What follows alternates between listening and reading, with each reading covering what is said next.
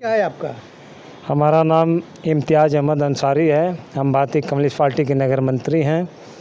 नगर में बिजली की कटौती बेशुमार है और नगर के अंदर जर्जर तार और जो खंभे हैं उसको बदला जाए। बुनकर काफ़ी परेशान हाल हैं और बुनकर के ऊपर जो कोरोना काल में बुनकरों का पासबुक पे बैंड लगा दिया गया था, वह जो है फ्लैट रेट से जैसे पहले जमा हो रहा था वर्तमान में जमा होना चाहिए। अगर ऐसे नहीं होगा तो बुनकर फाका कसी कर ही रहा है, दम तोड़ देगा।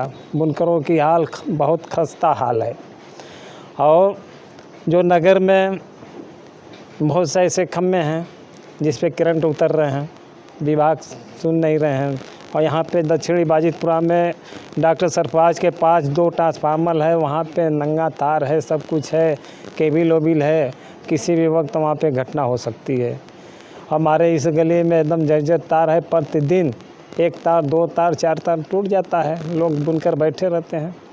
तो यही संबंध में ये बैठक बुलाई गई। हमारे नगर में कमी है, जो बिजली एक तो टिप हो रही है और उसका कोई ठिकाना भी नहीं है, कब आएगी कब जाएगी।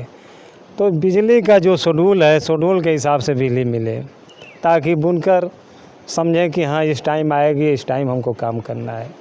इस तरीके से बिजली आने जाने से बुनकर बेचारा काम नहीं कर पाता है, एकदम फाका कसी के कगार पे है। 2 महीने से यही हाल है कि हमने 2 बार ज़िला अधिकारी महोदय को दिया है मेमोरेंडम, लेकिन अभी उसका कुछ असर नहीं दिखाई दे रहा है। और इसीलिए हम आज फिर बैठक बुलाएं कि 28 को बुला के हमने 31 को जिला अधिकारी महोदय को ज्ञापन दिया है और जिस पर अभी तक कोई कार्रवाई नहीं हो रही है। तो फिर उसके संदर्भ में हम ये बैठक आज बुलाए हैं और आज इस बैठक के माध्यम से हम सीएम महोदय और जेई महोदय, मुख्यमंत्री महोदय और लोक निर्माण विभाग और ऊर्जा मंत्री, सारे लोगों को आज हम ये संकेत देंगे कि अगर इस पर कोई त्वरित कार्रवाई नहीं होती है तो हम आगे इस आंदोलन को और तेज़ करेंगे, जिसकी सारी जिम्मेदारी उत्तर प्रदेश सरकार और इस ज़िले के अधिकारी महोदय की होगी। और हमारी मांग है कि कोपागंज से कसारा चौक तक जाने वाली सड़क जर्जर है, उसको तत्काल दुरुस्त किया जाए। कोपागंज के जितने सड़े गड़े ताल हैं, जितने सड़े गले तार हैं और खंभे हैं, उनको अविलंब बदला जाए। और जो भी कोरोना काल के बकाए बिल हैं बुनकरों और किसानों के, उनको भी माफ़ किया जाए। और जैसे फ्लैट रेट पर पहले बिजली बुनकरों को दी जाती थी, जिस पर बैंड बीच में लगा दिया गया, उसको तत्काल जारी किया जाए, उसको बहाल किया जाए। ये सब हमारी मांगें हैं।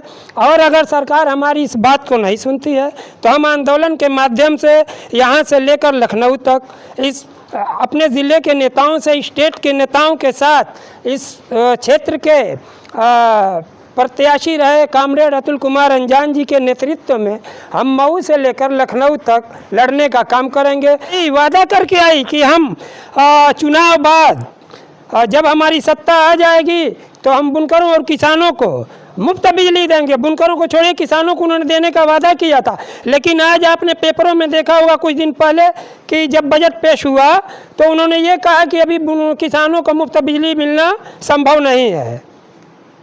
तो क्यों? सरकार के पास कोई बजट का ये नहीं है। ये सरकार धोखेबाजी वाला काम करती है, सिर्फ जनता को उकसाकर वोट लेना चाहती है और सत्ता में बनी रहना चाहती है। दूसरा इनका कोई विकल्प नहीं है। ये सिर्फ चाहते हैं कि हम सिंहासन पर बैठे रहें और जनता को बेवकूफ़ बनाते रहें। अभी देखा जा रहा है कि महंगाई के संबंध में क्या कर रहे हैं? महंगाई के संबंध में महंगाई आसमान पर छू रही है। एक दौर था जब मनमोहन सिंह प्रधानमंत्री हुआ करते थे तो यही स्मृति ईरानी जी कहती थी कि चूड़ी पहन लीजिए, और आज हमारे प्रधानमंत्री 56 इंच के सीना वाले नरेंद्र मोदी जी हैं। तो स्मृति ईरानी आज क्या कर रही हैं, उनको भी तो उनको कुछ जवाब देना चाहिए कि आप ऐसे करो वैसे करो। उनको बताना ना चाहिए कि हम महंगाई कहाँ गई। आज जो 2014 में पेट्रोल डीजल 60 से 65 तक थे, आज 100 के पार हैं, लेकिन फिर भी सरकार कह रही है कि भारत विकास की तरफ बढ़ रहा है, विकास पथ पर है। यही विकास है कि जनता भूख से सड़कों पे है और बेरोजगार इतनी ज़्यादा है, बेरोजगारी हिंदुस्तान के अंदर कि पढ़े लिखे लड़के अपनी डिग्रियां लेकर सड़कों पे घूम रहे हैं, उनके रोजगार नहीं है।